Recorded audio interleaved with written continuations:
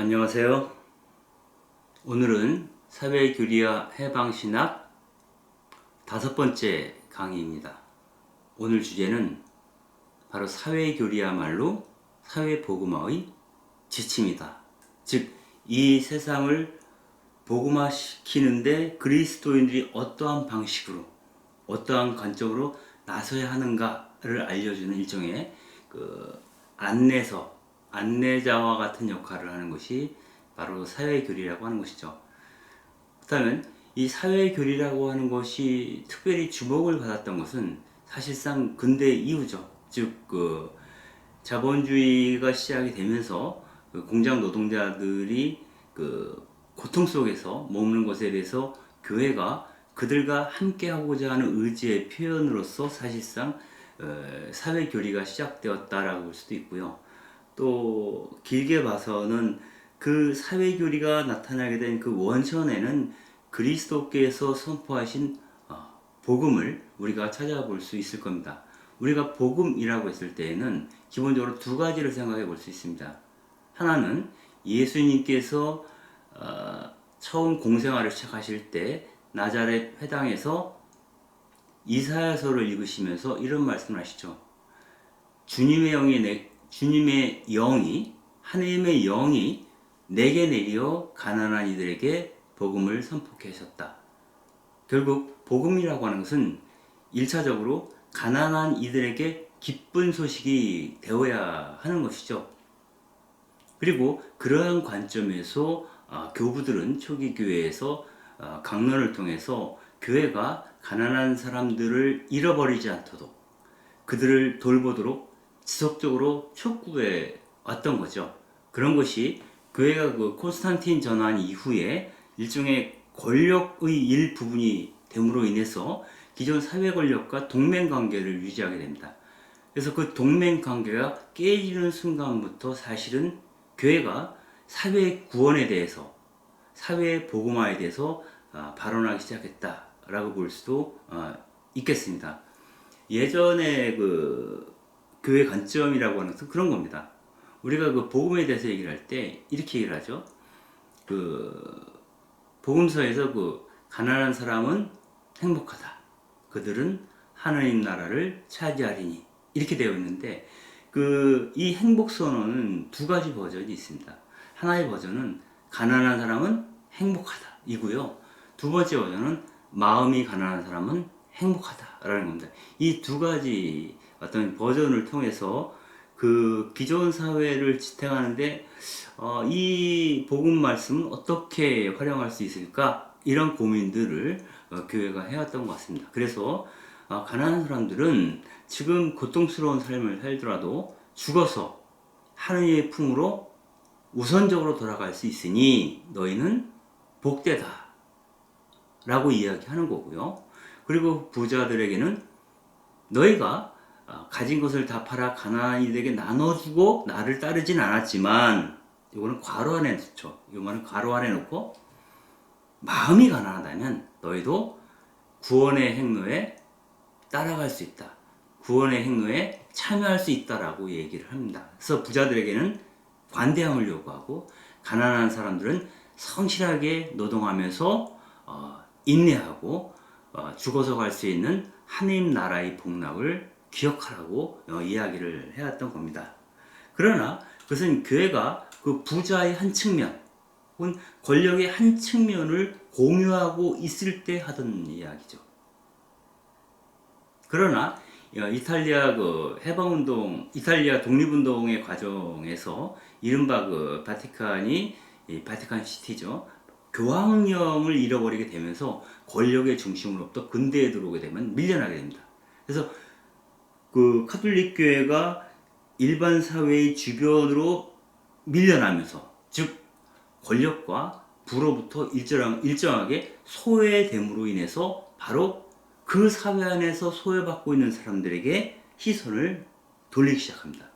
그래서 그 사람들과 더불어 그 사람들의 시선으로 이 세상을 다시 보기 시작하면서 나타난 것이 이른바 사회적 가르침 혹은 교회의 사회교리라고 이야기할 수 있겠습니다. 그래서 예전에 우리 신앙이라고 하는 것은 개인 구원 중심이었다면 그 근대 이후에 사회적 구원에 대해서 교회가 발언하기 시작했다라고 볼 수 있습니다. 그래서 권력을 분점하는 교회가 아니라 권력으로부터 밀려난 이들과 함께하는 교회, 그런 교회로 가는 그러한 여정으로 들어서면서 이른바 사회교리가 발전하게 됩니다. 그리고 우리는 그 흔히 사회교리 이렇게 여기서도 이제 사회교리라고 표현하지 않습니까? 그러나 영어로 번역할 때는 보통 그 카톨릭 소셜 티칭, 독서린이 아니라 티칭이라고 가르치죠. 즉 사회교리는 그 명제들이 완벽하게 확정된 것이라기보다는 역사적인 흐름에 따라, 변화에 따라, 사회 상황의 변화에 따라 또 인간의 복음에 대한 해석의 수준이 높아지고 더 깊어지는 그 정도에 따라서 조금씩 변화를 갖게 됩니다. 이것은 그 애초에 사회교리의 출발점에는 예전과 마찬가지로 우리 교회가 가난한 사람들을 돌봐줘야 한다. 즉 시혜적 관점에 주로 사회교리가 서 있었다면 어떤 이 세계 안에서의 어떤 그 가난한 대중들의 각성, 또 사회주의 운동의 발흥, 뭐 등등 이러한 민중운동의 과정을 통해서 그걸 경험하면서 교회가 바로 교회는 그들을 돌보는 존재라기보다는 돌봄의 대상으로 이야기되었던 가난한 사람들의 편이 되어서 그들과 함께 머물면서 가난의 현장 한가운데에서 그들과 더불어 이 세상을 걸어가야 하는 순례자다라고 하는 관점으로 바뀌어 나가게 됩니다. 이 모든 과정이 사회교리의 역사 안에 담겨져 있습니다. 그래서 이것을 찬찬히 하나씩 어떠한 경로들을 교회가 밟아서 자신이 이 세상에 대한 관점을 변화시켜 나가는지 또 발전시켜 나가는지 이런 것들을 살펴보도록 하겠습니다. 그리고 이러한 내용들은 사실은 이 사회교리를 집대성한 것이 간추린 사회교리이고요. 그리고 이 간추린 사회교리에는 이것이 출판된 이후에 나온 어떤 사회칙, 즉 프란시스코 교황의 어떤 그런 회칙이나 이런 것들은 간추린 사회교리에 포함되어 있지 않죠. 그래서 그런 것들을 이해하기에 첨부를 했고요. 그리고 이 사회교리의 내용은 카톨릭 교회 교리서에서도 그리스도인의 삶이라고 하는 장에서 10계명을 중심으로 다루고 있습니다. 그래서 이 사회교리는 강을주교님 같은 경우는 예전에 그렇게 얘기를 했죠. 우리가 하나의 신 천주를 믿습니다. 등등의 것들은 이제 믿을 교리에 해당된다고 한다면 이 사회교리는 일종의 그리스도인들이 행할 교리다. 이렇게까지 얘기를 해왔죠. 그러면은 본문으로 들어가 보겠습니다. 먼저 프란시스코 교정께서 교정이 되시고 나서 복음의 기쁨이라는 교황 권고를 발표를 하셨죠. 이 복음의 기쁨에는 이 사회적 구원에 대한 이야기들이 적나라하게 나오게 됩니다. 여기서 특히 182항에서는 이렇게 얘기를 합니다. 교회의 사목자들은 인간 생활과 관련되는 모든 것에 대해서 의견을 낼 권리가 있다. 교회 사목자들도 이 세상 문제에 대해서 발언할 권리가 있다는 거죠. 그들은 성직자이면서 동시에 시민의 한 사람이기도 하고 교회는 이 세상의 문제, 이 세상의 기쁨과 고통, 갈등과 우정에 대해서도 뭔가 발언할 수 있다라고 하는 것. 즉 종교라는 것 자체가 어떤 전인적인 어떤 것을 뜻하죠. 그래서 이 세상의 한 일부분만을 다루고 있는 사적인 영역에 제한된 그러한 것이 교회의 책무가 아니다라고 하는 어떤 그런 이런 의식의 발전이 이런 것을 낳은 거죠. 즉 종교의 사사화라고 표현을 하는데 사적 영역으로 규정하는 것에 대해서 반대하면서 이런 얘기를 하는 겁니다. 그래서 그 어느 누구도 더 이상 종교가 사적인 영역에 국한되어야 하고 오로지 자기 영혼이 천국에 들어가도록 준비시키는 것, 우리 영혼이 천국에 들어갈 수 있도록 준비시키는 것, 그것만이 종교의 책무라고 이야기해서는 안 된다라고 교종께서는 이야기하는 것입니다. 즉, 그 교종은 이 세상의 질서와 또 교회가 추구하는 공동선과 관련해서는 기존에 우리 교회가 갖고 있던 모든 생각들, 이 세상 사람들이 갖고 있었던 선입관을 깨고 새롭게 재검토할 필요가 있다. 우리가 정말 이 사회를 복음적으로 꾸리는데 의미 있는 역할을 하고 있는지, 또 우리가 갖고 있는 생각이 적절한 것인지, 그리스도인이든 또 비그리스도인이든 누구나 이제 다시 재검토할 국면에 돌입하고 있다. 이 말씀은 그만큼 이 세상이 하느님 보시기에 합당치 않은 구조로 움직이고 있다라고 하는 판단, 이런 것들이 전제되는 것이겠죠. 그래서 이렇게 얘기를 합니다. 덧붙여, 어느 누구도 종교를 개인의 내밀한 영역에 가둬야 한다고 우리에게 요구할 수 없습니다.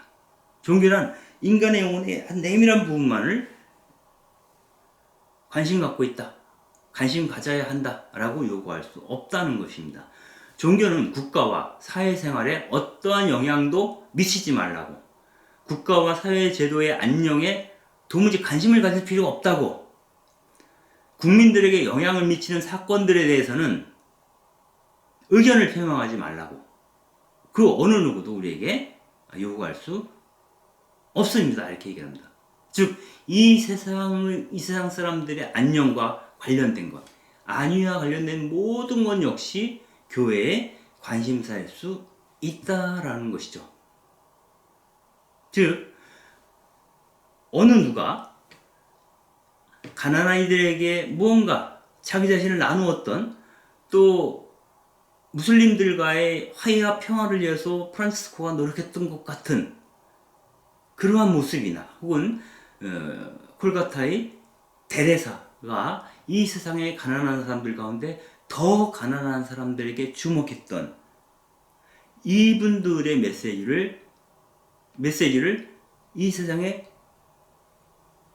들려주지 않고 우리 성당 안에 그 메시지를 그리스도인들 안에 가두어둬야 한다고 주장할 수는, 그렇게 요구할 수는 없다라는 것입니다.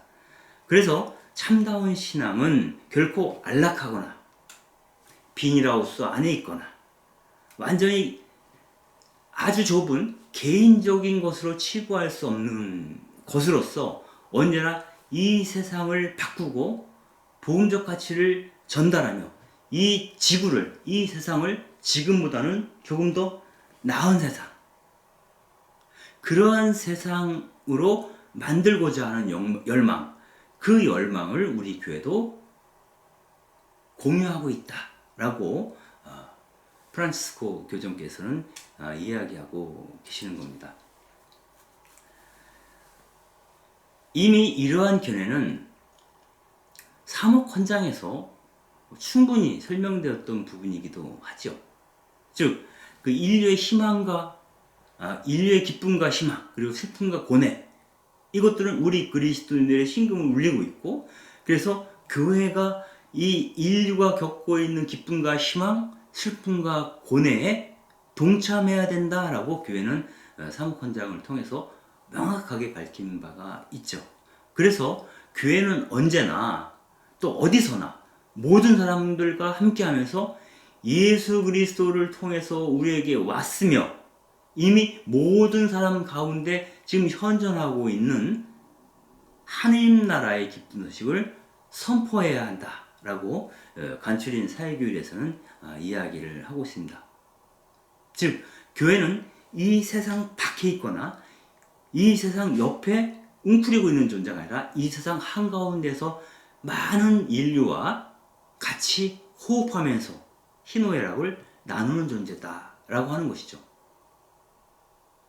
그리고 그런 그 희노애락을 나누는데 교회의 아주 그 핵심적인 사명이 복음 선포이고, 복음 선포의 실내용이라는 게 하나님 나라의 선포이죠.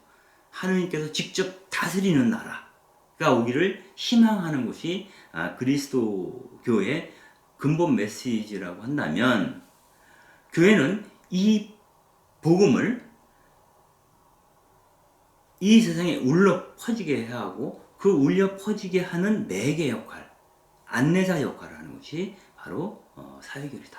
즉 복음의 사회화를 가능케 하는데 도움을 주기 위해서 교회가 제시하고 있는 것이 바로 카톨릭 사회교리다라고 이야기할 수 있겠습니다.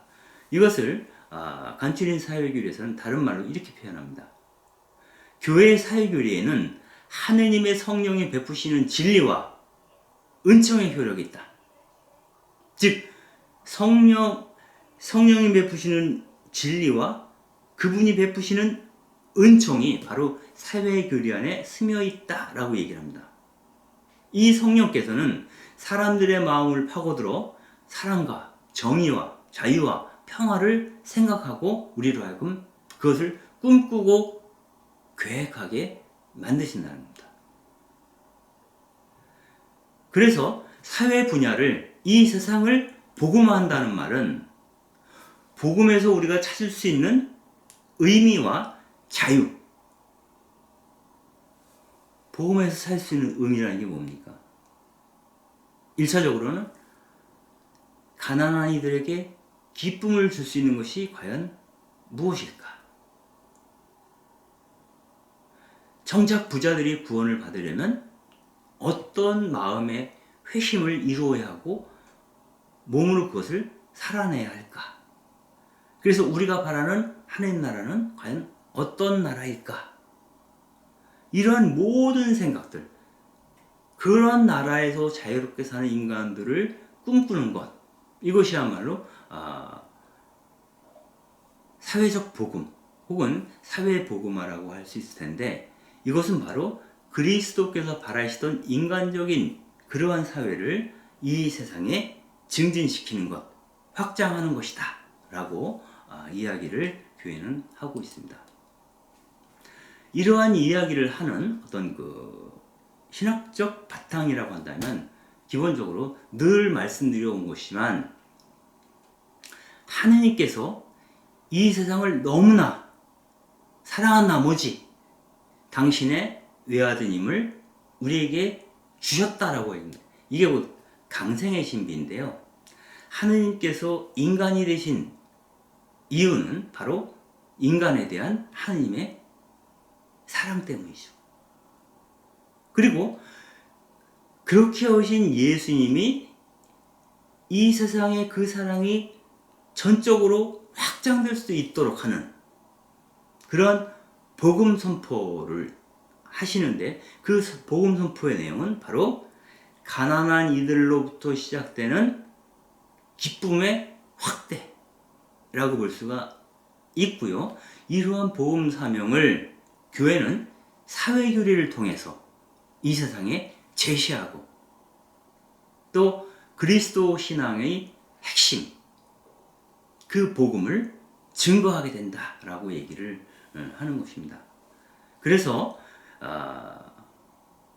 간추린 사회교리 67항에서는 사회교리를 가르치고 보급하는 것은, 사회교리를 가르치고 보급하는 것은 교회의 복음화 설명에 속하는 것이고 그리스도교 메시지의 필수적인 부분이다.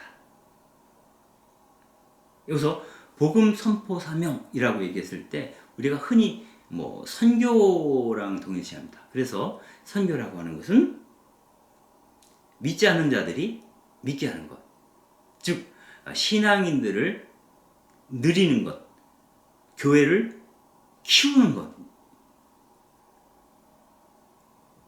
불신자들을 신자로 바꾸는 것, 이런 것으로 생각을 했었죠. 그러나 바오로 6세 교황께서 선포하신 그 현대의 복음 선교에도 나오지만, 이제 우리가 복음 선교라고 했을 때는 우리의 의식과 이 세상을 복음적으로 변혁시키는 것, 혁신시키는 것, 그것이야말로 복음화 사명이다라고 보죠. 그래서 그걸 굳이 이제 말을 표현하면 뭐, 좀, 사람들을 개종시키거나 신자를 입교시키는 그런 것들을 직접 선교라고 한다면, 병원을 짓거나, 보육원을 짓거나, 아니면 그 배우지 못한 아이들을 위해서 학교를 짓거나 이러한 것들을 통해서 이 세상의 복음적 가치를 실현하는 의미의 그래서 간접 선교 이렇게 나눠서 보는데 기본적으로 교회 사회교리에서는 직접 선교와 간접 선교가 분리되어 있지 않다라는 거. 선교 자체는 그들을 교회 안으로 들어오도록 초대하는 것이나 이 세상을 복음적으로 바꾸려고 하는 것이나 모두 다 하느님이 하나님이 그리스도를 통해서 이 세상에 바라시던 바를 이루는 사회적 구원의 한 방편이다 라고 사회교리에서는 보고 있다 라고 말할 수 있겠습니다. 그리고 이러한 사회교리는 그리스도께서 교황들과 주교들에게 부여한 그런 교도권 활동인 만큼 즉 우리가 사회교리 하면 주로 교황 회칙들입니다. 즉 교도권의 정점에 있는 분이 카톨릭 교회에서는 교황이죠. 그래서 그리스도인들이 또 교회가 이 세상을 어떤 관점에서 바라보고 어떻게 변화시켜야 되는가에 대해서 교황이 발언하시는 것은 그리스도께서 그에게 부여한 교도권 활동의 일부이기 때문에 바로 교회의 생각이라는 거예요. 그래서 우리는 사회기를 통해서 교회가 이 사회를 어떻게, 이 세상을 어떻게 이해하고 또 이 세상을 살아가는 그리스도인들이 정말 그가 참된 의미의 그리스도인이라면 어떻게 살아야 할지, 어떻게 이 세상과 관계를 맺어 나가야 할지를 알려주는 행동 지표를 사회교리가 담고 있다라고 이야기를 하고 있습니다. 그렇다면 이 사회교리에는 주로 무엇이 들어있는가? 이 사회교리가 담아내고 있는 내용은 과연 무엇인가? 그것을 단어로 얘기한다면 고발과 옹호라고 볼 수 있겠습니다. 고발이라고 하는 것은 이 세상이 악으로 가득 차 있다. 이 세상의 어떠한 구조와 질서가 하느님 보시기에 혐오스럽다. 즉 사회적 악과 불의와 폭력에 대해서 우리 교회는 고발할 의무가 있다는 겁니다. 또한 그러한 사회적 불의와 폭력 때문에 희생당하고 있는 가난하고 억눌리고 배제되고 차별받고 약한 그러한 사람들의 권리를 교회는 옹호해야 된다는 겁니다. 즉 악한 세력을 고발하고 그 악에 의해서 희생된 이들을 품에 안아주는 그들을 옹호해주고 그들의 권리를 되찾아주는 것 이를 위해서 교회가 발언하고 행동하는 것 그 방법과 내용을 알려주는 것이 바로 뭐다? 사회교리다 라고 이야기를 하는 거죠. 이것을 이 간추린 사회교리에서는 어떻게 얘기하냐면 그 결과 교회는 완전한 형태의 인도주의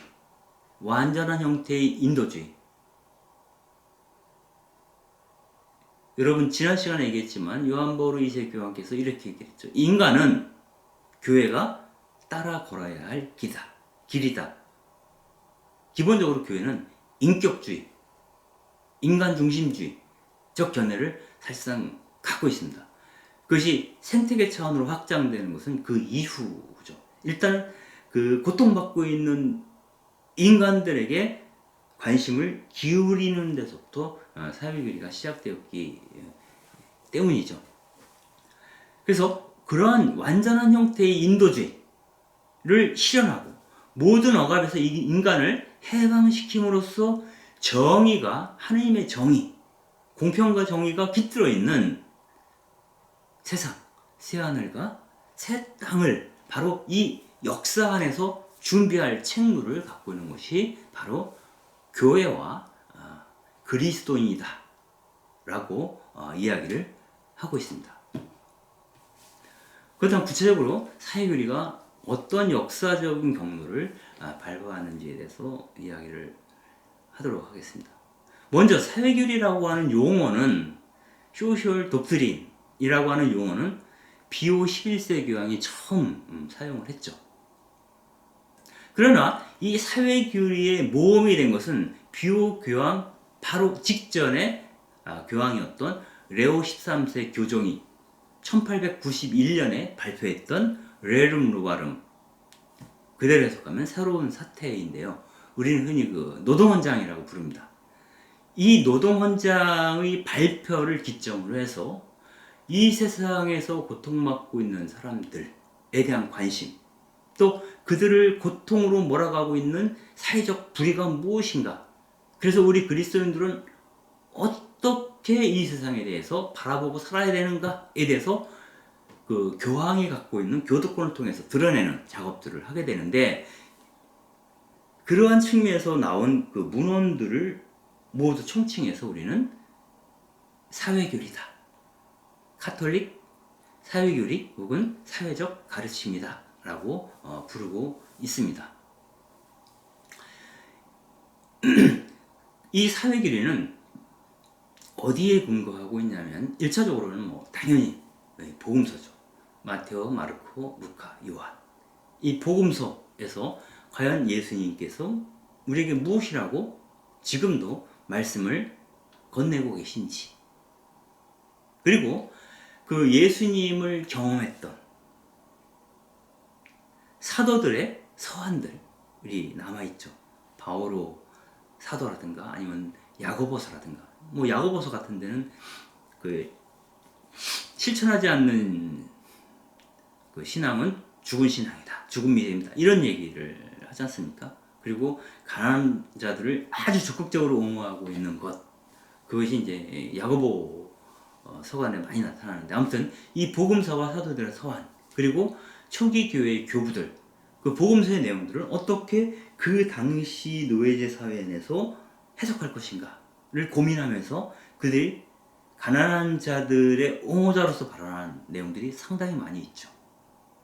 이 교회 교부들의 생각들, 아니면 복음에 대한 해석들, 그리고 중세기의 그 교회 박사라고 할 수 있는 토마스 아퀴나스라든가 아우구스티누스라든가 바실리우스나 암브로시우스, 이러한 그 교부 그러한 어떤 교부들과 그 학자들의 견해, 이런 것으로부터 영감을 받아서 사회기리를 작성하게 됩니다. 그래서 여러분들이 그 사회기리서에 해당되는 문헌들을 보게 되면 주에 보면 복음서라든가 서간문이라든가 교부들의 생각을, 신학자들의 이야기들, 그동안 그 그리스도교 신앙에 대한 어떤 그런 그 해석, 이해를 추구해왔던 그러한 사람들의 권위 있는 발언, 이런 것들이 끝없이 인용되면서 교황도 일종의 교부일 텐데, 현대의 교부가 교황이죠, 사실은.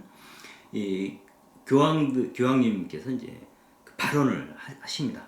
그 중에서 이제 대표적인 케이스로 카파도키아의 수도인 그 카이사리아의 주교였던 바실리오라고 보통 부르는 그분에 대한 이야기를 잠깐 하면서, 그래서 사회교리가 교부들의 사상을 닮아 있구나 라는 것을 확인하는 시간을 좀 갖겠습니다. 바실리오 주교는, 바실로 성인은 부자들을 향해서 이렇게 경고를 하죠. 여러분은 인간의 불행을 사고 파는 장사꾼이 되지 마십시오. 하느님의 응징을, 이익을 얻기 위한 기회로 이용하려고 하지 마십시오. 그들의 고통을 담보로, 그것을 기회로 돈을 벌지 말라는 얘기입니다. 이를테면 그런 거죠. 흉년이 들어서 사람들이 너무너무 배고프고 양식을 구할 수 없을 때 당연히 이루어지는 것은 곡물 가격이 상승하는 거죠. 그러면 가난한 사람들은 음식을 먹을 수가 없겠죠. 더 부자들이야 돈이 있으니까 사 먹겠지만. 그래서 그 흉년이 들어서 곡식이 모자랄 때 높은 가격을 곡식에 매김으로 인해서 가난한 사람들이 더 굶주림에 떨도록 만들면 안 된다는 겁니다. 그리고 그들이 언제 줄 테니 좀 외상으로 주시오 라고 해서 높은 이자를 받고서 주겠죠. 이런 방식으로 그들의 고통을 담보로 이익을 취하지 말라라고 이 교회는 이야기하는 겁니다. 즉, 이 세상 속에 존재하지만 교회는 이 세상과 다른 방식으로 살아가는 존재라고 하는 것을 바실리오가 이야기하는 것입니다. 그러니 이렇게 얘기하는 거죠. 이미 고통에 찌들 대로 찌든 그러한 사람들의 상처를 여러분들이 핥히지 마십시오. 내가 이렇게 얘기를 하는데도 여러분들은 재물에 대해서만 관심을 쏟을 뿐 고통받고 있는 그 주변에 있는 그 형제들에 대해서는, 그 자매들에 대해서는 전혀 관심이 없습니다. 여러분들은 주화 표면에 새겨진 그 도들새김을 만져보면서 이것이 진짜 돈인지 가짜 돈인지 그걸 구별할 수 있는 능력, 그것은 있지만 곤경에 빠진 그들의 형제가, 곤경에 빠지는 그들의 형제가 하느님이심을, 그리스도이심을 알아보는 눈은 없습니다라고 얘기하는 겁니다. 그래서 마치 여러분들이 정말 그리스도인으로서 하느님을 흠숭하고 그리스도를 섬기고자 하는 그분의 제자라고 한다면 그분을 대하듯이 공경에 빠진 사람을 대할 줄 알아야 되지 않습니까? 그 공경에 빠진 사람들의 공경을 빌미로 그들에게서 이익을 취하려고 그런 데만 혈안이 되어서는 안 됩니다라고 질타를 하고 있는 것입니다. 바실로 성인은 기본적으로 그 부자들을 이 세상 재화를 관리하도록 하느님께서 허락하신 청지기라고 봅니다. 그 카톨릭 사회의 기본적인 그 바탕에는 이 세상에 있는 모든 재화는 만인의 것이라고 하는, 오로지 그 재화의 유일한 주인은 누구예요? 이스라엘의 토라의 전통에 따라서 그것은 하느님의 것이다. 이 세상의 모든 것은 하느님의 것이고 그 재화의 일부를 맡아서 관리하고 있는 자가 바로 부자라는 거죠. 그래서 그 부자는 자기가 청지기로서의 소임을 다하기 위해서 이것을 자기 소유라 여기지 말고 합법적으로 취득한 재화라 할지라도 그것을 정작 필요한 사람에게 배분해주는, 적절하게 나누어주는 그러한 역할을 부자들에게 하느님이 맡겼다라고 보는 게 교회의 관점이라고 볼 수 있겠습니다. 그래서 우리가 기업을 하는 이유는 떼돈을 벌기 위해서 기업을 하는 게 아니라 보다 많은 사람들에게 일자리를 주기 위해서 기업을 하는 것이다라고 하는 기업의 공공성에 대한 얘기를 최근에 와서는 많이 하거든요. 아마 그러한 것의 원리는 그 사회결이다라고 볼 수도 있겠습니다. 더 극적으로는 이렇게 표현합니다. 헐벗은 사람에게 옷을 입힐 수 있는데 그들에게 자기 옷을 내주지 않는 사람은 도대체 그러한 사람들을 어떻게 우리가 부르겠느냐? 여러분이 어딘가 숨겨둔 그 빵은, 그 곡식은 바로 굶주리는 사람들이 먹어야 할 빵이며 곡식입니다. 그대의 옷장에 입지도 않고 처박아 놓은 그 옷들은 헐벗은 사람들이 입어야 할 그들의 옷입니다. 그들의 신발장에서 곰팡이를 일으키고 있는 그 신발은 바로 맨발로 다니고 있는 그 아이들을 위해서 필요한 것입니다. 그대들의 그 금고 안에 쟁여놓은 그 돈들은 가난한 사람들이 먹고 살아야 할 돈입니다. 그러므로 그 자기가 가진 소유를 통해서 많은 사람들을 도와줄 수 있는데도 도와주지 않고 움켜쥐고 있는 그러한 사람들은 탐욕이라고 하는 엄청난 죄를 짓고 있는 것입니다. 뭐 이 이야기를 할 때 바로 떠오르는 복음서의 비유가 있죠. 즉 나자로라고 하는 그 거린이 문간에서 구걸을 하고 있는 그 집 주인이죠. 그가 죽어서 그의 탐욕이 그를 지옥으로 이끌죠.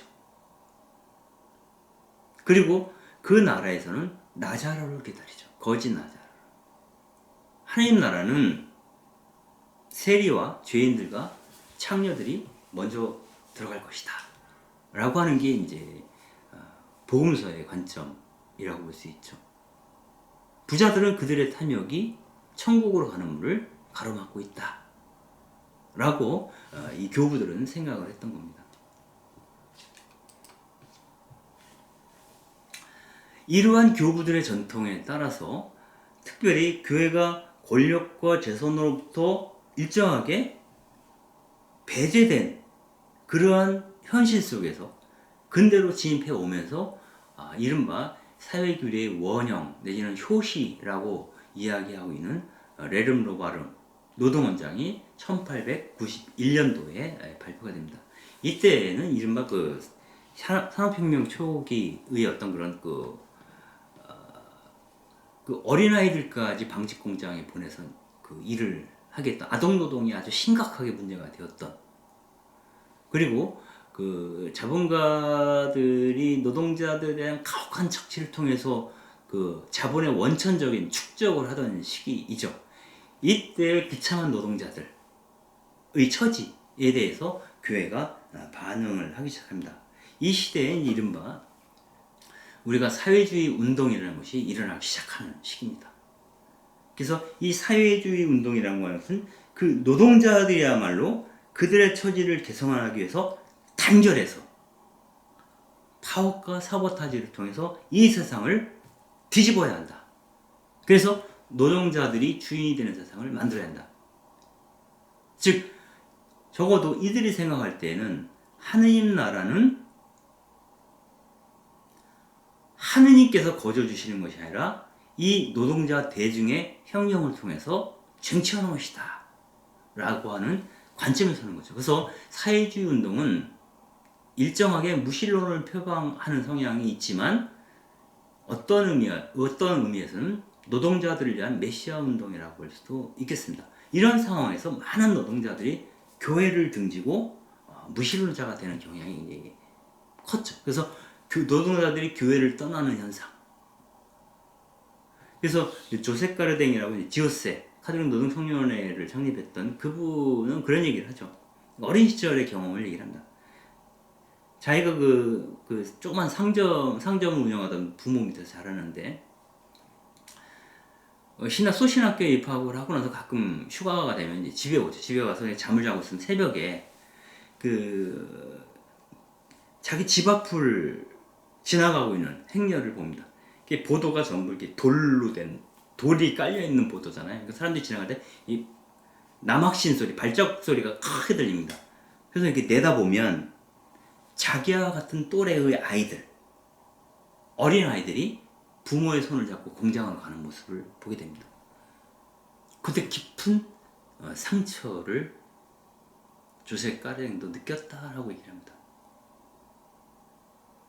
나중에 좀 더 커서 고향에 올 때마다 예전에 같은 친구였던 그러한 그 동무들이 이 까르댕을 보면서 젊은 까마귀라는 거죠. 그 노동자들을 배신한 교회의 수적을 바라보는 그 싸늘한 눈빛 이런 것들을 느꼈다고 합니다. 그래서 나는 평생을 이 노동자들을 위해서 살겠다라고 마음을 먹었던 거죠. 조셉 가르댕 추기경 같은 경우에는 바로 그러한 시기에 새로운 방식으로 교회가 이 산업 문제, 노동 문제에 개입해야 될 필요성을 느꼈고 그래서 1891년도에 새로운 사태, 노동헌장이라는 회칙을 레오 13세 교종께서 발표를 하십니다. 기본적으로 그 사회주의가 갖고 있는 오류에 대해서 지적을 하고 있죠. 집산주의, 이것도 또 하나의 사회주의도 또 하나의 물질주의라고 생각을 하죠. 자본주의만큼이나. 그래서 어떤 그 사회주의적인 치유체계라는 것이 어떤 계급혁명을 통해서 이루어지는 것이라면 폭력을 수반하게 되는 것이고 이러한 그 결과로 이루어진 사회가 과연 인간화된 사회가 될 수 있을까에 대해서 문제 제기를 하고, 기본적으로 어떤 사적 소유를 교회는 인정을 하죠. 그래서 이 사적 소유를 몰수하는 부분, 사적 소유를 폐지하고 사회화시키는 부분에 대해서, 전적으로 사회화시키는 부분에 대해서 인간 개인의 어떤 그 자유, 창발성 이런 것들을 억누르고 훼손함으로써 교회는 기본적으로 인격주의라고 그러죠. 그 인격 자체를 무너뜨릴 위험이 있다라고 보는 거죠. 그리고 그것이 이제 무신론, 유물론하고 연결되어 있다는 점 때문에 더더욱 교회는 사회주의를 지지하지 않는 거죠. 그렇다면 개혁적 방법을 통해서 이 세상 노동자들의 처우를 개선해야 된다라고 하는 것이 노동원장의 기본적인 입장이고요. 그래서 그 방법은 부유한 자, 1차적으로는 뭐 기업인이 되겠죠. 이 자본가들의 선의에 의해서 그들에게 정당한 임금이 주어져야 한다는 거죠. 그리고 자신들이 정당한 임금을 받기 위해서 필요한 결사의 자유, 즉 노동조합을 교회가 옹호합니다. 노동자들도 자기들의 집단, 조직을, 단체를 만들, 자기의 이해관계를 관철시킬 수 있는 단체를 만들 권리가 있다라는 것을 처음으로 교회가 노동원장에서 인정을 하게 됩니다. 그래서 우리는 사랑을 통해서 정의를 이루어야 한다. 이 노동원장이 발표될 때까지만 해도 사실은 교회에서 말하는 사랑을 통한 정의라는 게 굉장히 좀 이상적이다라고 지금에 와서는 판단되어질 수 있는 부분이 있습니다.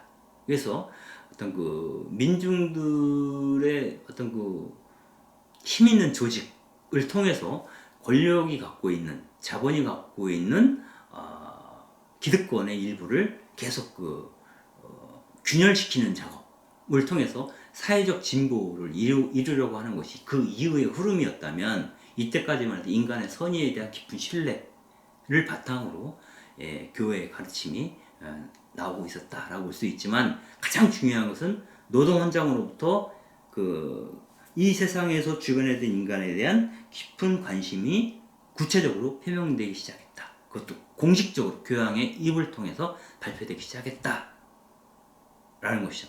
이것은 부자들과 권력과 교회가 맺었던 동맹관계에 일정하게 균열이 일어나기 시작하는 시점이었다라고 볼 수도 있겠습니다.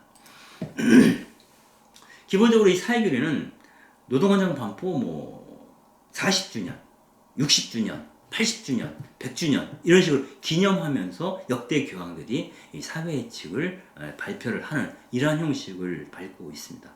여기서 비오 11세의 교정은 40주년을 1931년에 발표를 하게 되죠.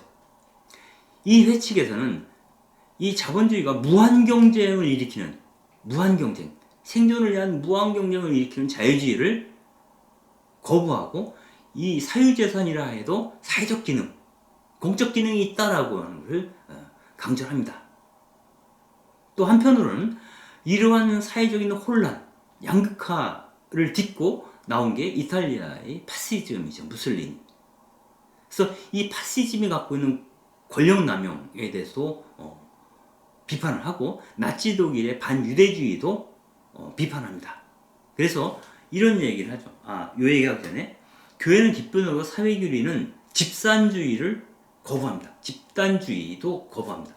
즉, 이 교회 가르침의 키워드에 해당되는 것 중에 하나가 개인선의 원리거든요. 개인선의 원리. 인간 각각의 개인이 기뻐할 수 있는, 각각의 개인이 행복할 수 있는, 각각의 개인이 자유로운 의사를 표현할 수 있는 권리,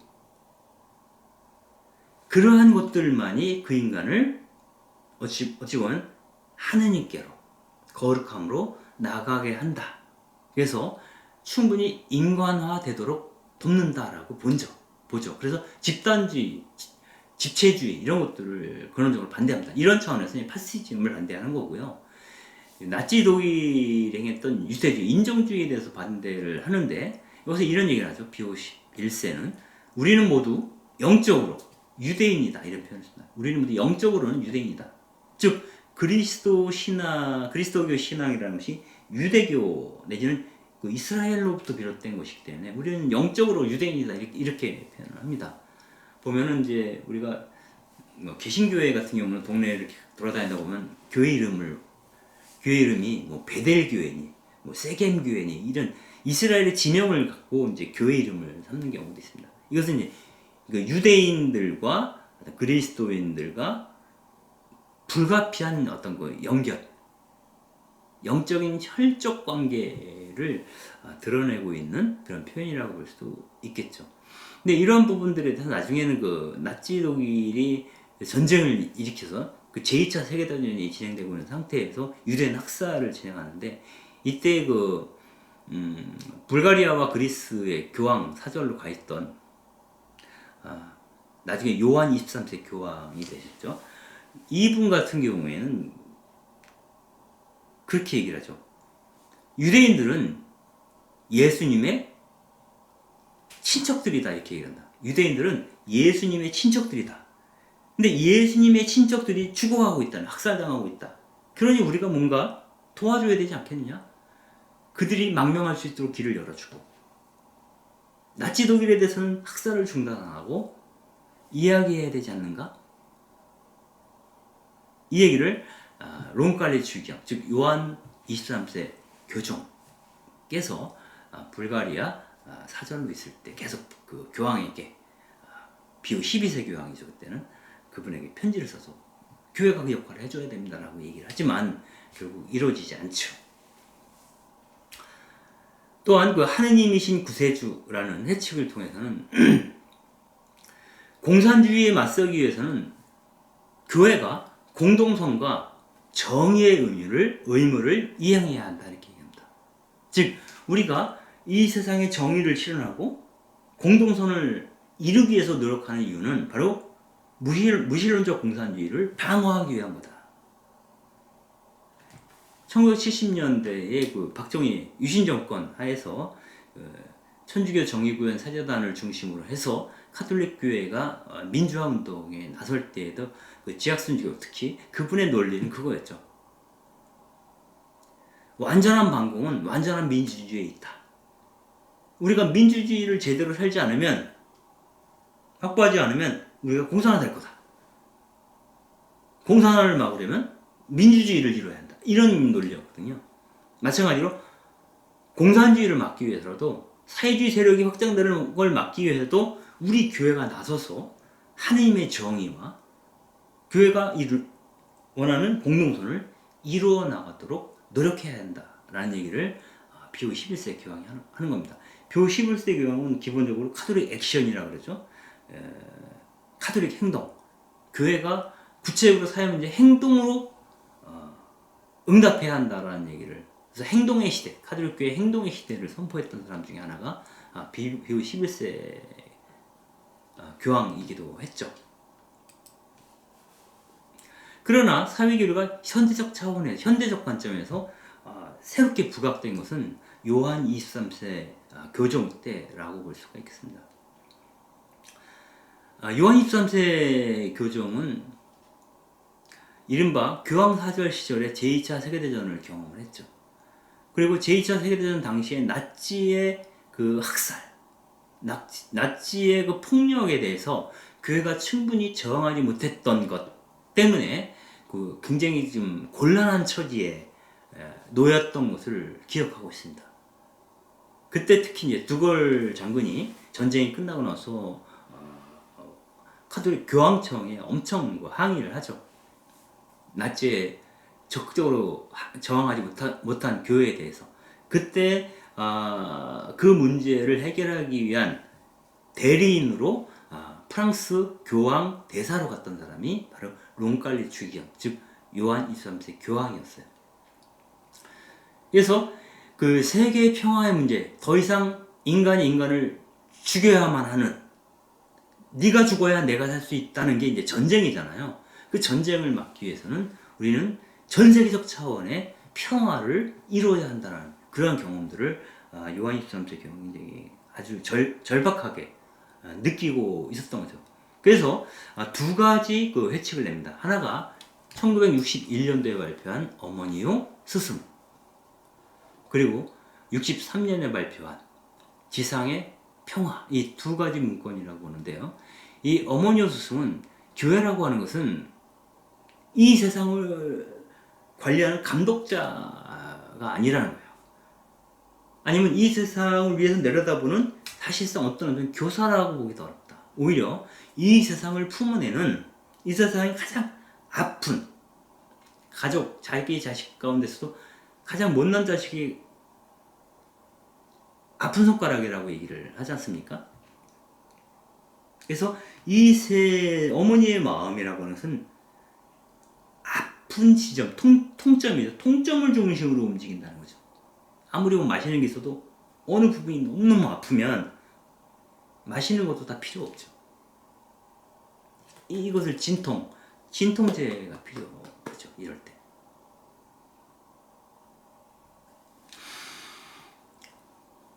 바로 그러한 고통받고 있는 대중들에게 품으로 교회가 다가서야 한다라는 것을 강조한 것이 어머니와 스승이라는 해칙이라고 한다면, 지상의 평화는 어떻게 이 세상의 평화를 만들 것인가를 본격적으로 다룬 교황들의 역대 교황 가운데 첫 번째 해칙이다라고 볼 수가 있겠습니다.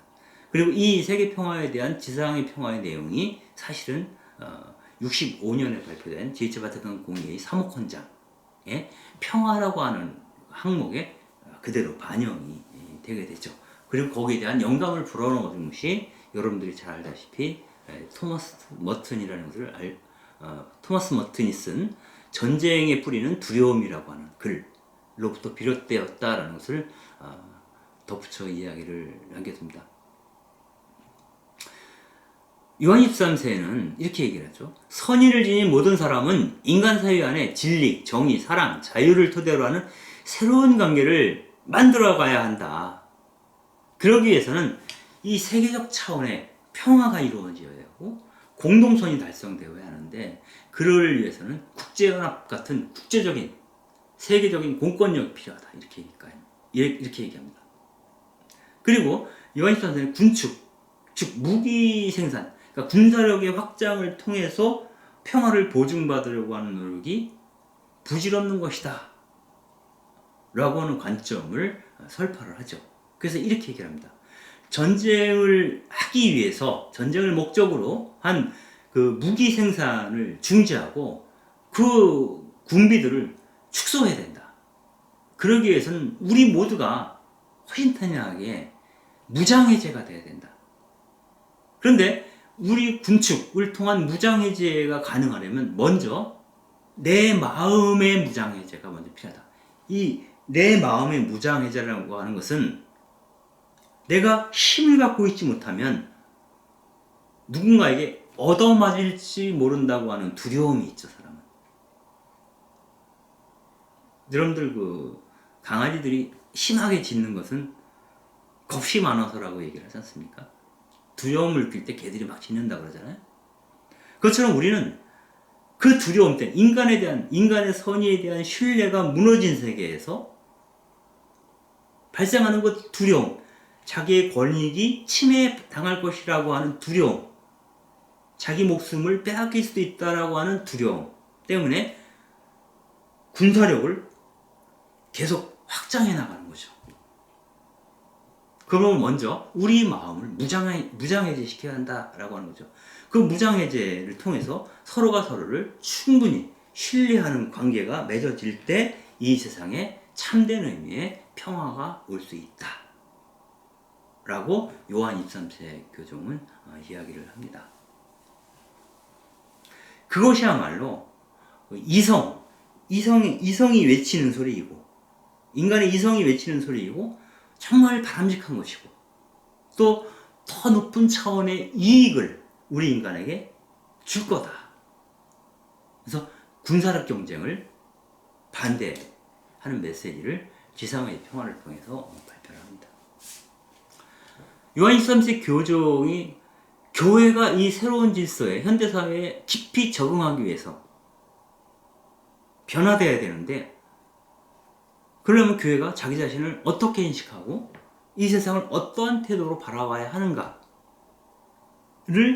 논의하기 위해서 이른바 제2차 바티칸 공의회를 소집하게 되죠.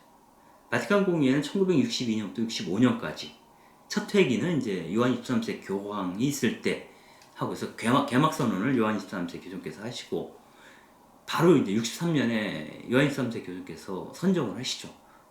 그러고 나서 국무성 장관, 교황청 국무성 장관이면서 요한 23세 측근이었던 몬티니 주경, 즉 바오로 6세 교종이 제2차 바티칸 공의회를 계속 지속시키죠. 65년에 끝나게 되는데 그 마지막 회기에 발표된 게 기쁨과 희망이라는 제목의 우리가 사목환장이라고 말하는 문헌이죠. 여기서는 누누이 이 이야기를 사회교리 얘기할 때 나오는 내용이지만 1항에서 그렇게 얘기를 하잖아요. 신자들의 단체는, 즉 교회는 사실 인류와 인류 역사에 깊이 결합되어 있음을 체험한다. 그리고 인류가 경험하고 있는 기쁨과 희망, 슬픔과 번뇌, 특히 현대의 가난한 사람들과 고통에 신음하는 그러한 사람들의 그 모든 기쁨과 희망, 슬픔과 번뇌, 이 세상에 고통받고 가난한 아이들이 경험하고 있는 그들의 기쁨과 그들의 슬픔, 이 모든 것은 그리스도를 제자로서 따르려고 하는 모든 신자들의 기쁨과 희망이며 슬픔과 번뇌다. 정말 인간적인 것이라면 우리 신자들의 심금을, 마음을 울리지 않는 것이 없다 라고 얘기를 합니다. 그렇기 때문에 나온 것이 사회교리지. 사실은 이들의 기쁨과 이들의 슬픔에 교회가 어떻게 동참할 것인가를 고민하는 그 결과가 사회교리다 라고 하는 것이죠. 그래서 요한 13세는 사목헌장에서는 인간이야말로 우리가 무언가 말하고자 하는 것의 테마다. 교회의 주 관심사다. 인간은 교회가 따라 걸어야 할 길이다. 이 부분에 대한 얘기를 다시 한번 하는 겁니다. 그래서 교회는 이 세상 위에 있는 존재가 아니라 허공에 떠 있는 존재가 아니라는 거예요. 아니면 인간의 내면한 그 내면의 부분만 다루는 사적인 영역도 아니라는 거예요. 이 세상 한가운데 머물며 특별히 가난하고 고통받는 이들과 교제하며 이 세상이 굴러가는 방식과는 좀 다른 방식으로, 다른 질서로, 다른 가치로 이 세상에 존립하고 있는 그러한 존재다라고 하는 것이죠. 즉, 이 세상의 만인들과 연대하면서 이 세상 속에서 이 세상과 다르게 존재하는 그것이 바로 교회라고 하는 얘기를 사목헌장에서 이야기를 하고 있는 겁니다. 이 바티칸 공의회의 성과가 전체 보편교회에 선언이 되었지만 이것이 구체적인 아시아나 라틴 아메리카나 이런 대륙에서 구체화되기를 바오로 6세 교황은 희망을 했죠. 그래서 특별히 바오로 6세 교황은 제3세계에 그래서 주목을 하게 됩니다. 이 제3세계가 겪고 있는 어떤 그 가난, 빈곤의 상태, 과연 이걸 어떻게 해결할 수 있을까? 우리 유럽인들 1세계만이 하느님의 자녀들이 아니라 저 제3세계에서 고난받고 있는 저들도 하느님의 백성이라고 하는 관점이죠. 그래서 그 민족들, 그 제3세계 나라들의 발전이야말로 그들이 인간적 삶을 좀 더 풍요롭게 누릴 수 있도록 개선되는 것, 그것이 우리 시대의 과제라고 바오로 6세 교황은 생각을 한 거죠. 그래서 발표한 게 1967년에 발표된 민족들의 발전입니다. 포플로름 프로그레시오라고 부르는데 여기서는 이렇게 얘기해요. 발전이야말로 평화의 세계는 이 세상이 평화로워지려면 제3세계 백성들도 생활의 질이 더 나아져야 된다. 빈곤으로부터 구출되어야 된다라고 보는 겁니다. 그러면서 제3세계의 입장을 변호를 합니다. 그래서 1세계 선진국에서는 제3세계를 위해서 무상으로 지원해야 된다. 그들의 개발을 지원해야 된다라는 겁니다. 그래서 이 세상 모든 나라의 백성들이 모두 형제로, 자매로 살 수 있기를 희망한다라고 바오로 6세 교황은 이야기를 합니다. 그래서 이러한 그 민족주의 발전이 발표되고 나서 유럽에 있던 그런 각 수도의 선교사들이 제3세계로 대거 파견을 가기 시작합니다. 특별히 그 68년에 라틴 아메리카에서는 해방신학이 시작이 되고 이른바 메데인 중남미 주교회의가 열리게 되는데 그 메데인 주교회의 이후에 이 전개된 어떤 해방신학의 발전 그리고 가난한 라틴 아메리카의 가난한 사람들을 위한 헌신 이런 것들이 이 과정에서 가장 돋보이는 사람들이 유럽이나 미국에서 파견된 선교사들의 어떤 그 영웅적인 순교자적인 그러한 헌신이었다는 것을 우리는 알고 있습니다. 민족들의 발전에서 이렇게 얘기를 하죠. 정리하는 차원에서 한번 읽어보겠습니다. 발전 도상에 있는 민족들의 처지야말로 우리의 관심의 대상이 될 수밖에 없다. 더 정확히 말한다면 이 세상의 무수한 빈민들에 대한 가난한 사람들에 대한 우리들의 사랑은 더욱 진실하고 더 효과적이고 더 적극적인 것이 되어야 한다. 우리가 빈곤과 부조리를 거슬러서 싸우는 것은 결국 인간의 물질적인 행복과 정신적, 윤리적 발전을 도모함으로써 전 인류의 공동선을 증진시키려는 것이다. 즉 가난한 사람들에게 기쁜 일이어야 만인이 기뻐하는 일일 수 있다는 관점이 여기에 적용이 되는 거죠. 제3세계 백성들이 행복해야 인류가 행복해질 수 있다라고 하는 관점을 여기서 이야기하는 것입니다. 아울러서 평화에 대한 얘기도 하는데요. 힘과 힘의 불안한 균형으로 전쟁만 피한다고 평화라고 말할 수 없다. 즉 평화란 단순하게 전쟁이 없는 상태만을 말하는 것이 아니다. 평화라고 하는 것은 하느님이 정말 원하셨던 그런 질서, 즉 완전한 정의가 사람들 사이에서 꽃피어나는 것, 또 꽃피어나도록 우리가 하루하루 매일같이 실천함으로써 노력함으로써 얻어지는 것, 그것이 바로 평화라고 그렇게 바오로 6세 교황이 이야기를 합니다. 바오로 6세 교황은 67년에 민족들의 발전이라는 회칙을 발표하고 나서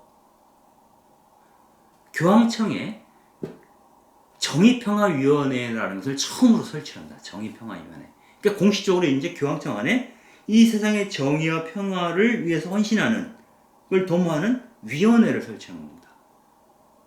그 목적을 이렇게 얘기합니다. 가난한 사람들에 대한 그리스도의 사랑과 정의를 가난한 사람들에 대한 그리스도의 사랑과 정의가 어디서나 늘어나도록 증진되도록 하기 위해서 교황청에 정의평화위원회를 설치한다라는 겁니다. 그 후로 이제 각 대륙 주교회에서 정의평화위원회가 생기죠. 우리 한국 같은 경우는 한국 주교회의에도 정의평화위원회가 있고 교구회도 있습니다. 그리고 보통 본당에는 뭐 사회사목 분과 뭐 이런 것들이 있죠. 그래서 교회가 조직적으로 이 세상의 정의와 평화를 위해서 사회 복음화를 해서 헌신하는 그런 구조를 만들게 되죠. 그리고 그 다음에 1월 1일, 즉 68년도 1월 1일 한 해의 첫날. 그래서 매해마다 한 해의 첫날은 세계 평화의 날로 지정을 해서 그날은 이 세계 평화를 위해서 기도하면서 마음을 모으면서 새해를 시작하도록 결정을 합니다. 이게 엄청난 사건이죠, 사실. 또한 1971년에는 새로운 사태, 즉 노동원장 반포 80주년을 맞이해서 80주년이라고 하는 회칙을 발표를 하죠.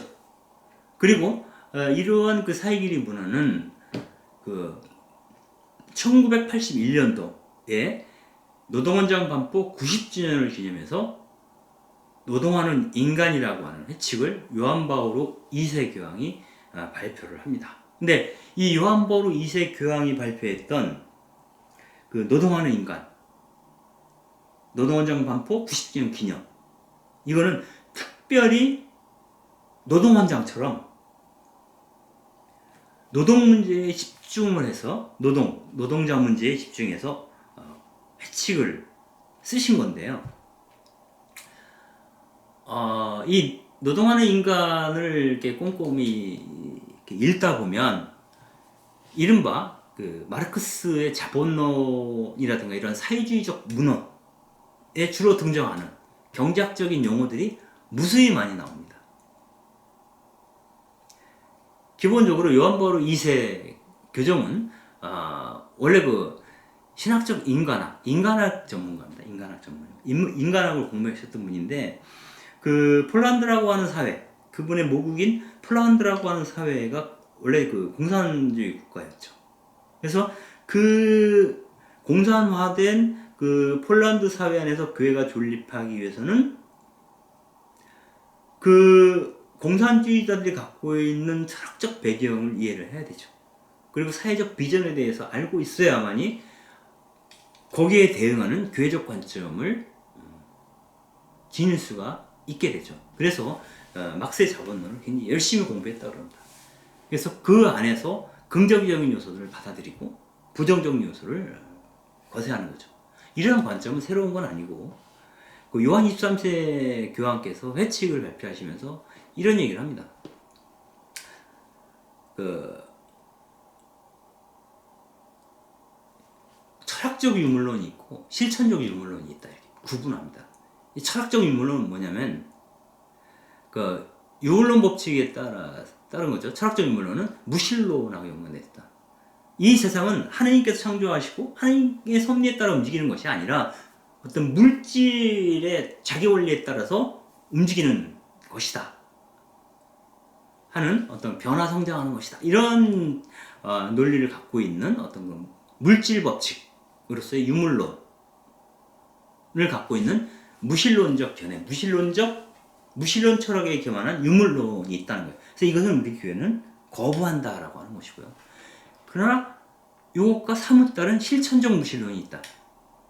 실천적 무신론은 뭐냐면 이 사람이 하느님께서 존재하신다, 하느님을 나는 섬기고 있다, 하느님을 믿는다 라고 말을 하건 말을 하지 않건 상관없이 사는 모습이 하느님을 두려워하지 않는 사람처럼 사는 사람들을 얘기합니다.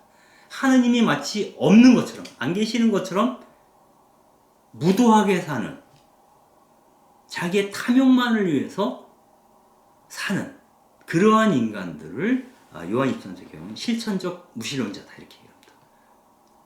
그래서 어찌 보면은 노동하는 인간이라는 회칙을 요한 바오로 2세 교황께서 발표하실 때는 이른바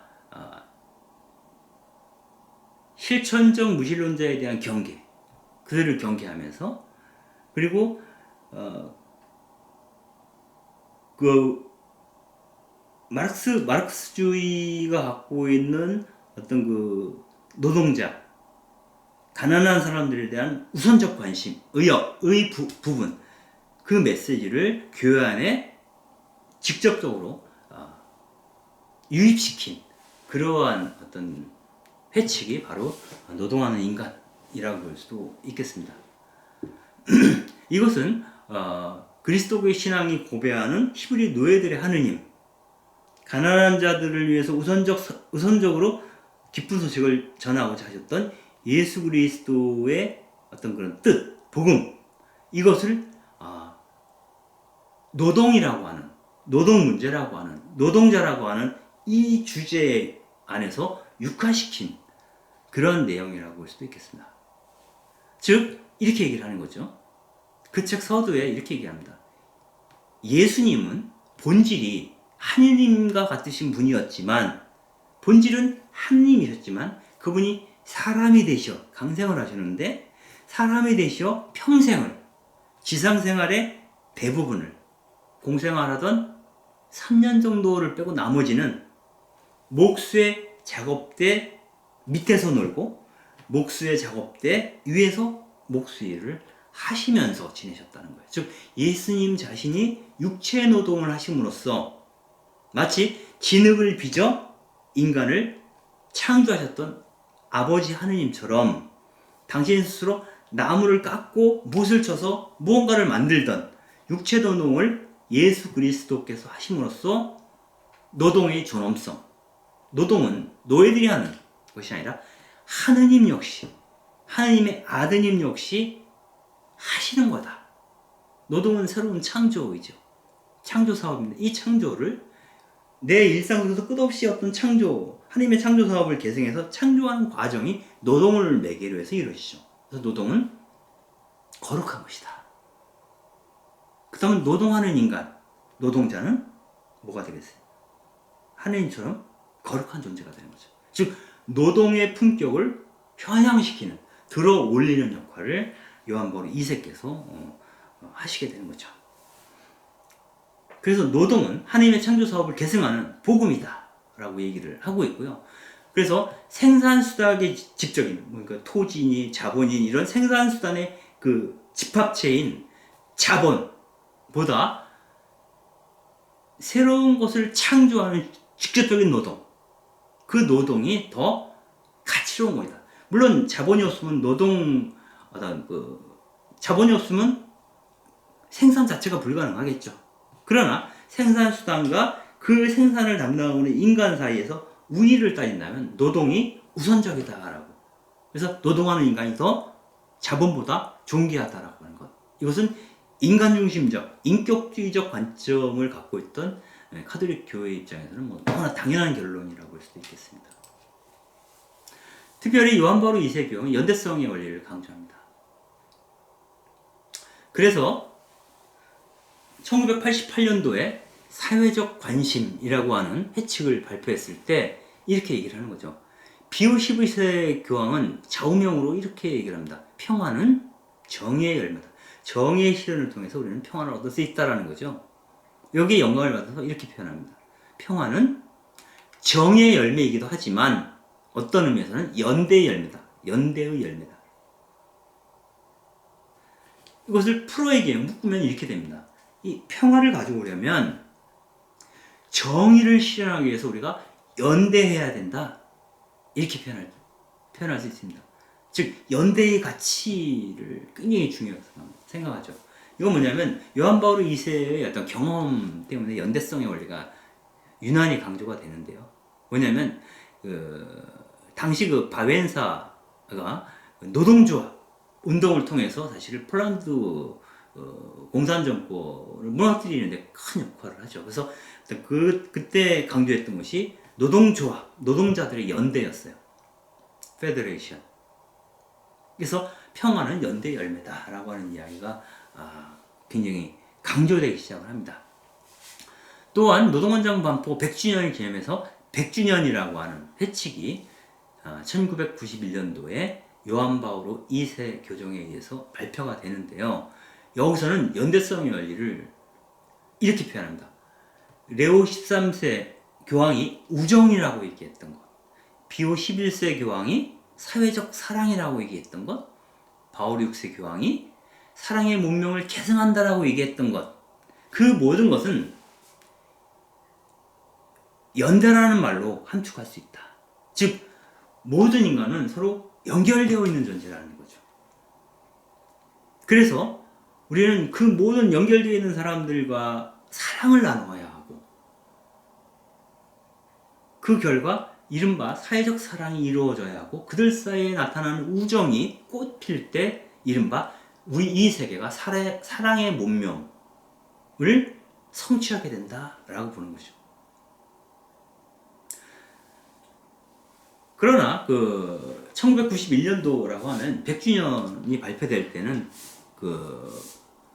이른바 페레스트로이카 이후에 동유럽, 동구 사회주의가 무너진 시기였습니다. 그래서 많은 사람들이 그것을 보고 사회주의의 실패와 자본주의의 승리라는 표현을 썼어요. 공산주의나 사회주의는 안 돼. 사람이 먹고 살 수가 없어.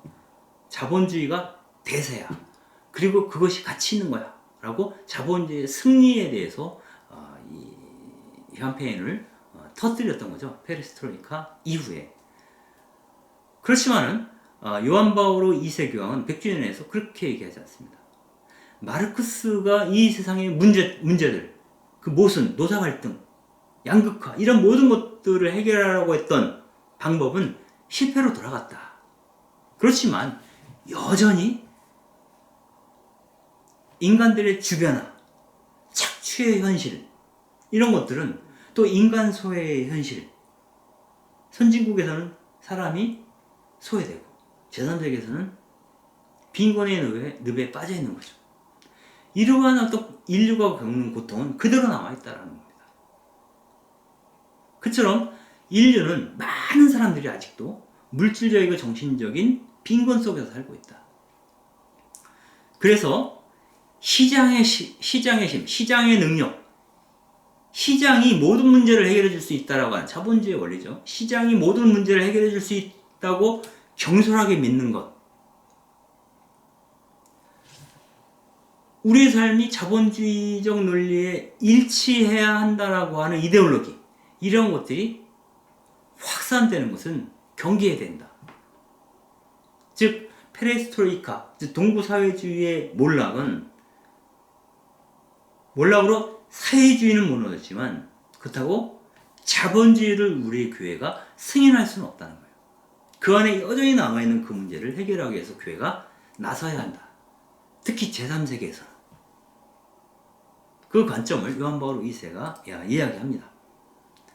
또한 그 요한 바오로 2세를 계승한 베네딕트 16세 교종은 2009년에 진리 안의 사랑이라는 회칙을 통해서 신자유주의를 비판하죠.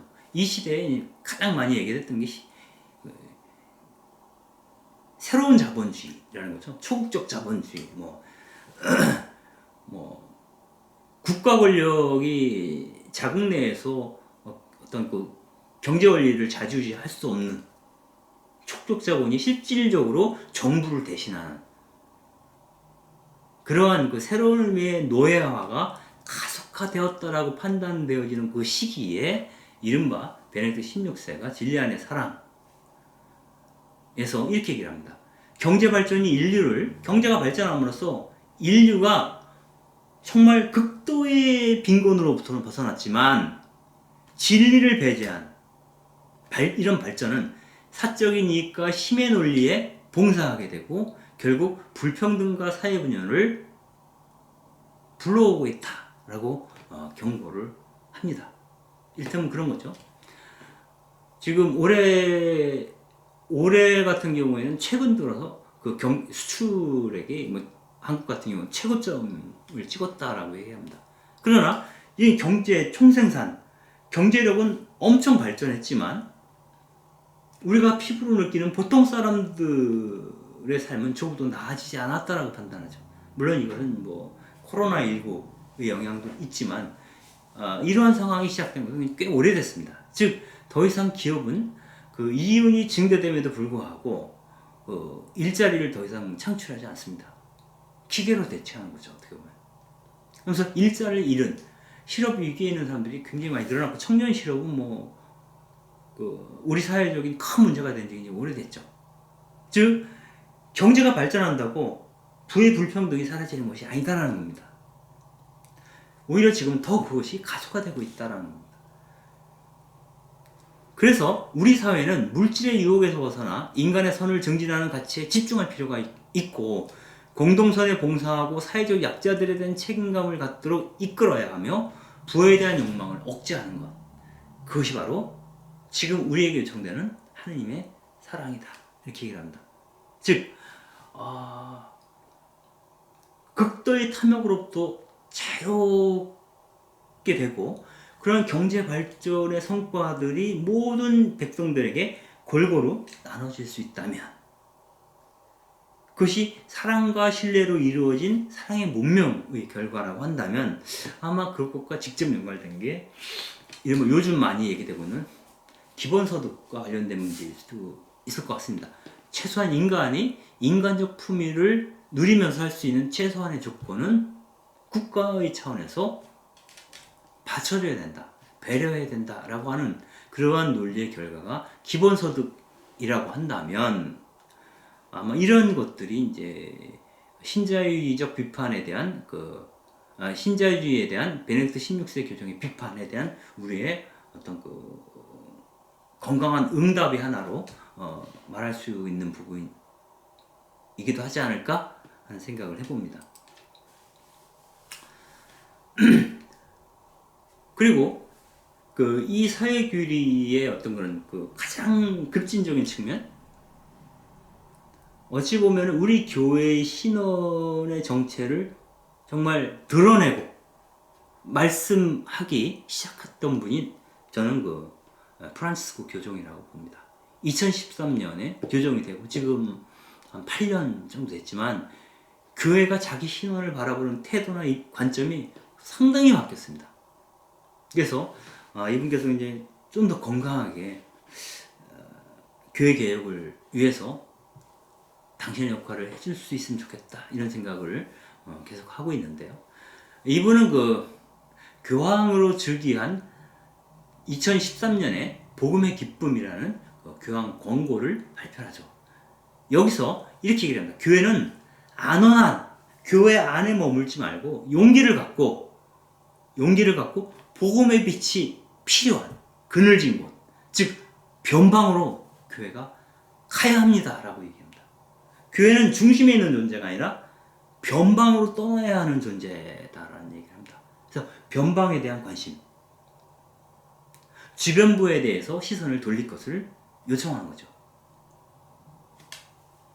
그래서 스승인 예수 그리스도를 충실하게 본받고자 원하는 교회라면 이 세상으로 나아가서 모든 이에게, 모든 장소에서 어떤 기회가 주어지든지 주저하거나 망설이지 말고 두려움 없이 바로 하느님은 사랑이시다. 그리스도께서는 가난한 이들을 우선적으로 선택하신다. 그들에게 기쁜 소식을 선포하고자 우리에게 바라신다라고 선포하는 것은 아주 중요하다. 우리가 그리스도인으로서 예수의 제자로서 그분을 충분히 본받기 위해서는 우리 교회와 그리스도인은 모든 장소에서 언제 어디서나 망설임 없이 주저하지 말고 복음을 선포하라고 얘기를 하는 거죠. 교황은 예수회에서 나오는 잡지가 있습니다. 라 치빌타 카톨리카라는 잡지가 있는데 여기서 인터뷰를 하면서 오늘날 교회가 할 일 가운데는 상처를 치유하고 믿는 이들의 마음을 따뜻하게 하는 것이 아주 필요하다. 즉 이 세상에 상처받은 사람들에 대한 관심을 얘기를 하는 거죠.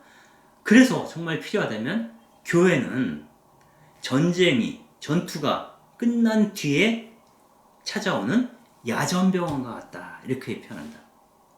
교회는 전투가 끝난 뒤의 야전병원과 같다. 야전병원은 사실 엄청난 첨단 장비가 필요하지 않죠. 그리고 우리가 아는 성모병원처럼 큰 성당을 요구하지 않습니다. 큰 병원 건축물을 요구하지 않습니다. 그냥 천막 치고 가서 당장 상처받은 사람들에게 뭔가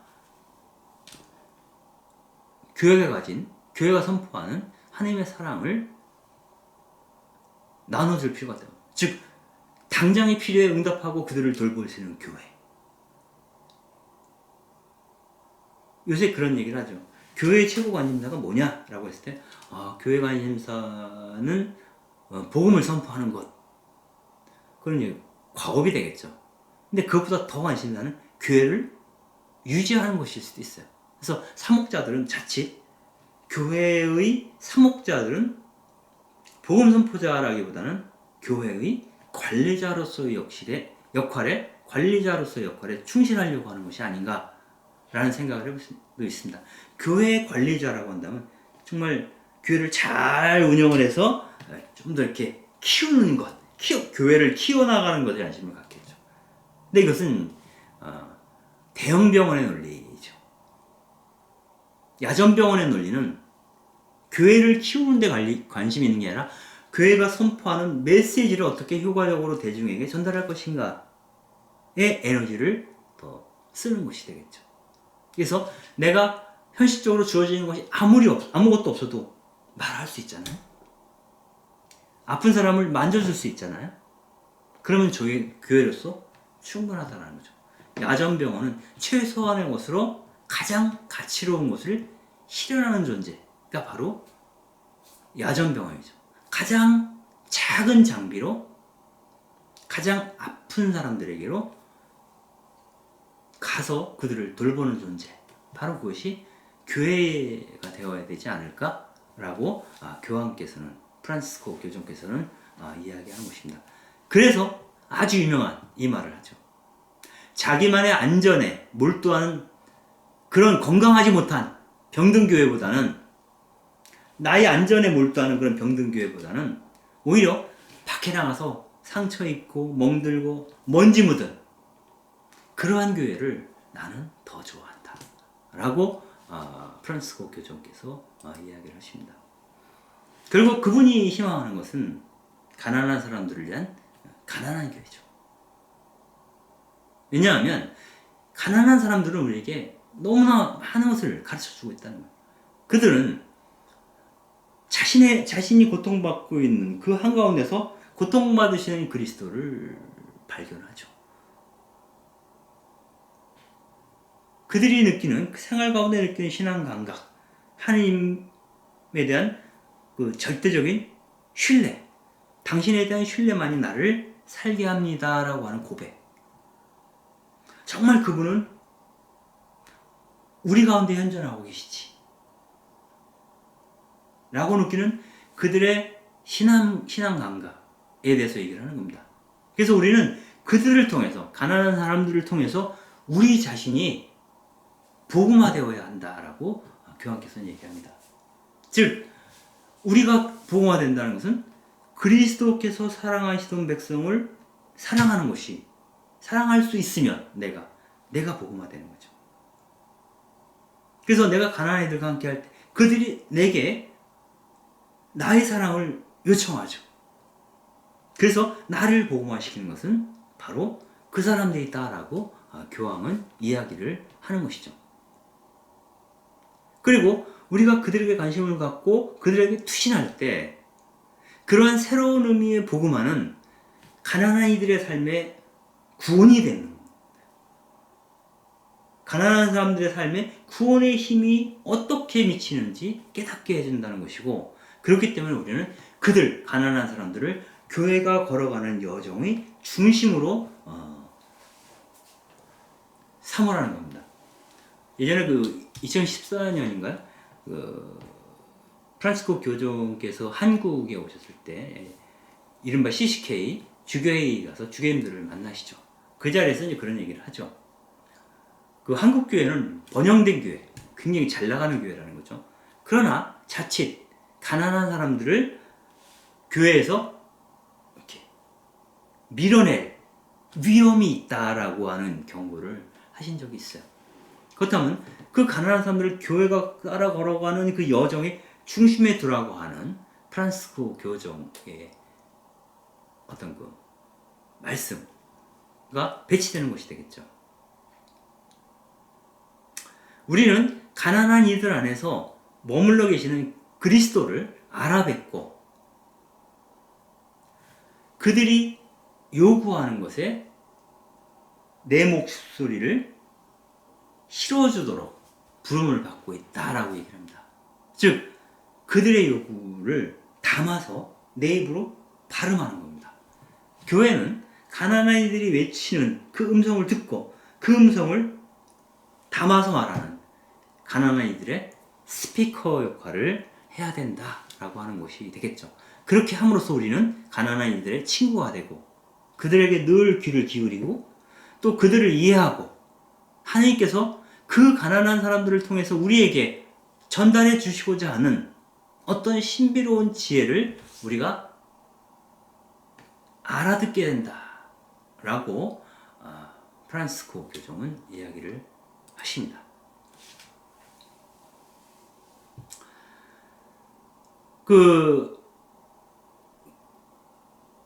복음의 기쁨에서 이야기하는 것이 그렇게 이 세상의 가난한 대중에게 나아가는, 가난한 사람들을 위한 가난한 교회로 우리 교회가 가야 한다라는 말씀을 하신 거라면 두 번째 회칙인 이 찬미받으소서는 그러한 사랑이 생태계 전체로 확장된 회칙이라고 볼 수 있습니다. 즉, 이 우주 공간에서 가장 학대당하는 존재가 자연, 생태계라는 겁니다. 뭐 이야기는 사실 새삼 강조할 필요가 없습니다. 기후위기, 기후온난화, 플라스틱의 범람만으로도 뭐 우리가 그냥 요새는 몸으로 느끼는 것들이 생태 파괴이죠. 여기에 대한 긴급성을 이야기하고 있는 것이 바로 찬미받으소서죠. 여기서는 우리들의 소비 문화를 비판하면서 아시시 프란치스코의 모범에 따라서 생태적으로, 친환경적으로 회심을 해야 된다라고 얘기를 하는 겁니다. 그래서 230항에서는 이렇게 얘기를 하죠. 온전한 생태계는 또한 폭력과 착취와 이기주의 논리를 깨뜨리는 단순한 우리의 일상생활을 통해서 이루어진다. 즉, 생태계 파괴를 멈추게 하는 것은 우리들의 일상적인 실천을 통해서 시작되어야 되는 거다. 그리고 이 모든 것은 우리가 모두 함께 살아야 할 공동의 집인 이 지구를 위해서 우리 그리스도인들이 뭔가 투신해야 된다는 것을 요청하고 있다라고 말하는 겁니다. 그리고 다시 한번 이 세상에 갈라진 인간들이 한 형제로 다시 연대하도록 사회적 우애를 증진하도록 촉발시키는 그런 회칙을 2020년에 발표하시죠. 이것을 번역하면 모든 형제들이라는 회칙인데요. 국적과 인종과 성별 이런 모든 정체성을 뛰어넘어서 인류를 향해서 형제를 실현하고 또 그 형제의 토대인 사회적 우정, 우애를 실현하는 그런 길로 교회가 또 그리스도인이 가야 한다라는 이야기죠. 이 얘기는 뭐 여러 가지가 있지만 교황께서 교황이 되시고 나서 제일 먼저 찾아갔던 곳이 람페두사라고 하는 곳인데 로마의 이탈리아 남부에 있는 그 람페두사는 이른바 그 난민들이 몰려오던 곳이었죠. 보트를 타고 넘어오다가 지중해에서 많이 죽죠, 난민들이. 그 참상을 보면서 람페두사에 가서 이 고통받는 이들의 소리를 외면하고 듣지 않는 이 세상에 대해서 무관심의 세계화라는 표현을 쓰시면서 문제 삼았던 적이 있습니다. 특별히 이 프란시스코 교종이 볼 때는 난민이라고 하는 것이 일종의 저는 상징이라고 봐요. 어찌보면 이 생태계도 지금 난민이에요. 제자리 있을 수가 없어요. 막 파헤치기 때문에. 자기 삶의 토대로부터 뿌리 뽑힌 사람들이 다 난민이죠. 자기 삶의 토대로부터 뿌리를 뽑혀서 내던져진 사람들이 난민들이죠. 다양한 형태로 나타납니다. 그 난민처럼 사는 사람들에 대해서 형제여라고 자매여라고 부를 수 있기를 바라시는 거죠. 그래서 이렇게 얘기합니다. 1항에서 아시시 프란시스코가 멀리 있을 때나 함께 있을 때나 이웃을 사랑하는, 멀리 있을 때나 또 가까이 있을 때나 이웃을 늘 사랑하는 그 사람들은 행복합니다.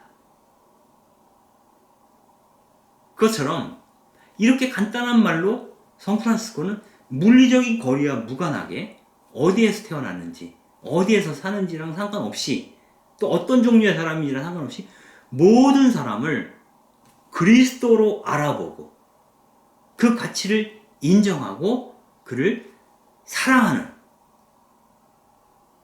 그러한 형제, 그 형제애를 우리가 알아차려야 된다라고 이야기를 하고 있는 겁니다. 그걸 이렇게 표현하죠.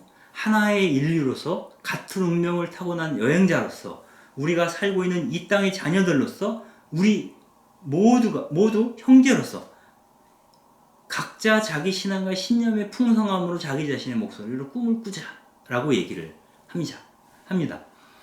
그러니까 인류는 서로 많은 차이가 있음에도 불구하고 같은 운명을 타고난 이 공동의 집인 지상을 살고 있는, 그 지상을 여행하고 있는, 모두가 하나님의 자녀로서 생존하고 있는 우리 모두가 형제로서, 서로가 서로에게 형제로서 서로 다른 신앙과 신념 안에서 더 풍요로운 가치를 함께 누리면서 자기 자신의 고유한 목소리, 그 목소리로 이제 다시 꿈을 꾸기 시작합시다. 예수님 꾸셨던 그 꿈을 우리도 이제는 다시 꾸기 시작하지 않겠습니까? 라고 요구하는 겁니다. 이 모든 형제들에서 그 이야기를 끌어가는 실마리 해당되는 그 이야기를 복음서의 그 착한 사마리아 사람의 비유에서 찾고 있습니다. 여기서 이 상처받은, 강도맞은 그 사마리아 사람은 이 세상에서 학대받고 차별과 배제로 신음하고 있는 모든 백성들, 그 모든 백성들을 의미하는 것이다라고 보는 것이죠.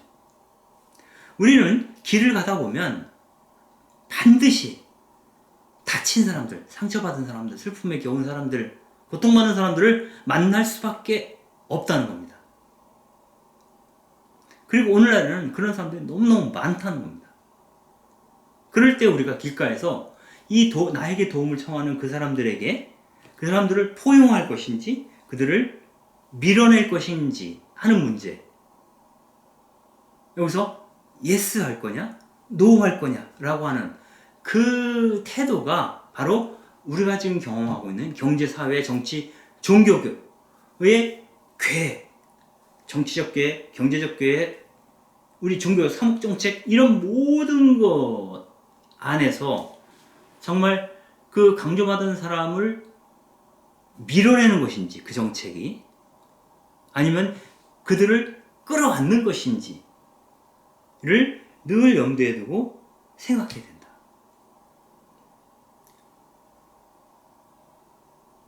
우리가 만약 이 세상에 고통받고 죽어나야 소외된 계층을 밀어내는 정책, 부자들의 권익만을 옹호하는 정책을 세운다는 것은 신학적으로는 강도 만난 사람을 돌보지 않았던 레위가 되는 것이고 사제가 되는 거라는 거죠. 우리는 서로 적대적인 관계에 있는 그 전통 안에서도 그 적대적인 사람을 돌보아 주었던 사마리아인처럼 나와 차이가 있는, 나와 다른 나라의 그런 모든 사람들을 끌어안는 정책으로 나아갈 때만 우리는 예수님께서 복음서에서 표현한 그 사마리아 사람의 사랑, 형제를 실천하게 된다는 겁니다. 이와 연결해서 환대의 관점도 얘기했습니다. 환대라는 것은 불청객을 자기 식탁으로 받아들이는 거지 않습니까? 불청객을 내 형제로, 자매로, 내 식구로 받아들이는 것, 그것이 우리에게 필요한 가치다. 지금 사회에서 이 얘기를 하고 있는 것이죠.